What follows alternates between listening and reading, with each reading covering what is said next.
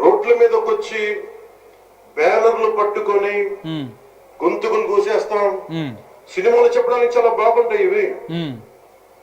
నా సినిమా నుంచి వచ్చిన వాడిని. సినిమాలు చెప్పడానికి చాలా బాగుంటాయి. నిజ జీవితంలో నమ్మి మోసపోకండి. అది ఎగ్జాక్ట్ కరెక్ట్ మాట చెప్పారు పవన్ కళ్యాణ్ గారు. మీరు చాలా అద్భుతమైనటువంటి మాట చెప్పారు. ఈ మాటకు మీరే చెప్పినటువంటి సమాధానం చెప్తా.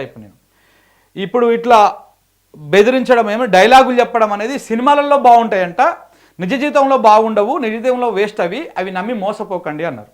మీరు గతంలో మీరు చేసినటువంటి వ్యాఖ్యలే, మీరే పవన్ కళ్యాణ్ అన్నటువంటి ఇదే సాల్తీ చేసినటువంటి వ్యాఖ్యలు ఒకసారి చూడండి ఎలా ఉన్నాయో. 9 నెలలు ఇది అయిపోయినాక వస్తుంది. చేపించే బాధ్యత ఈ లోకేష్ తీసుకుంటాడు.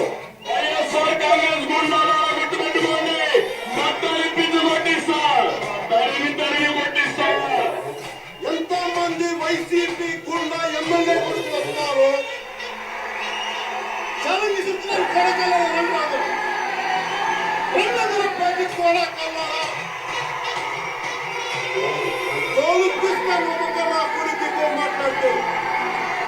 ఎన్నికల ముందు మీరు మాట్లాడినటువంటి సుభాషితాలే అండి ఇవి. పవన్ కళ్యాణ్ గారు ఎన్నికల ముందు మీరు ఊగిపోయినటువంటి షిగాలే ఇవి.